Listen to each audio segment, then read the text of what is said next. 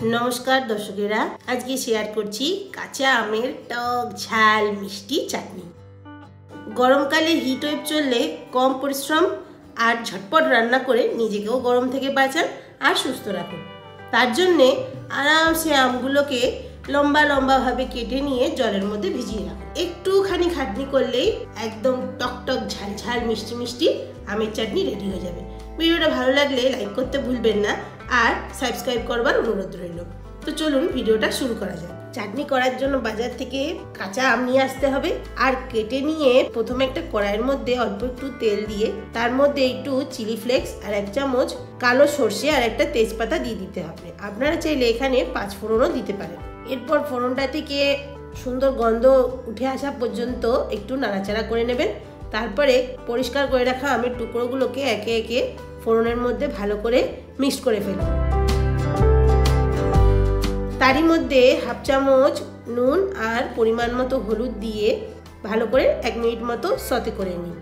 আমের চাটনি টমেটোর চাটনি খুব তাড়াতাড়ি হয়ে যায়, বেশি সময়ও লাগে না আর পরিশ্রমও লাগে। 1 মিনিট সতে করে নেওয়ার পরে এখানে 1 গ্লাস জল দিয়ে দিচ্ছি। 250 গ্রাম আমের জন্য 1 গ্লাস জল মানে 200 ml জল। এরপরে হাই মিডিয়াম ফ্লেম করে এক একটা ঢাকনা চাপা দিয়ে 10 মিনিট মতো সিদ্ধ হতে দেবে। তারই মাঝে তাওয়ার মধ্যে 1 চামচ জিরে গুঁড়ো নিয়ে হাই মিডিয়াম ফ্লেমে ওকে ড্রাই রোস্ট করে নেবেন।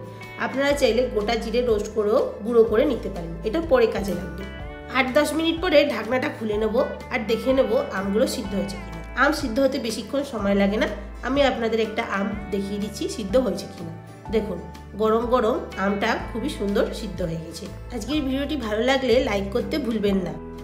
এরপরে কিছু এর মধ্যে মশলা অ্যাড করে দেবো।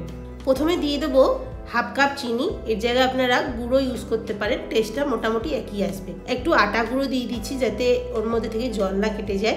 তারপরে যে জিরে গুঁড়োটা রোস্ট করে রেখেছিলাম তার 1/2 চামচ দিয়ে দিচ্ছি আর দিয়ে দিচ্ছি লাল লঙ্কা গুঁড়ো, এতে একটু ঝাল ঝাল ভাব আসবে। এরপরে সবকিছু মশলাগুলোকে দিয়ে আমের সাথে ভালো করে মিশিয়ে আরও 1 মিনিট ফুটিয়ে নেব। আমের চাটনিটাকে একটু গাঢ় করতে যদি আপনি চান তাহলে একটা গ্লাসের পেছন দিক দিয়ে কয়েকটা আমকে একটু স্ম্যাশ করে দেবেন, এতে চাটনিতে একটু টকটক টকটক কাঁচা আমের গন্ধটা আসবে, খুব ভালো লাগবে। এরকম করে 5 মিনিট আরও এক্সট্রা আপনি ফুটিয়ে নেবেন আর চিনিটা এই সময় দেখে নেবেন আপনাদের স্বাদ মতো হয়েছে কিনা। এরপরে গ্যাসের ফ্লেমটা বন্ধ করে দিয়ে লেবুর রস দিয়ে দেবো। লেবুর রস দিয়ে দিলে চাটনির স্বাদ আরও দ্বিগুণ হয়ে যায়। চাটনিটাকে একটু ঠান্ডা করে গরম গরম দিনের বেলায় ভাতের সাথে সবজি দিয়ে আমের চাটনিটা একবার ট্রাই করে দেখবেন, খুবই ভালো লাগে।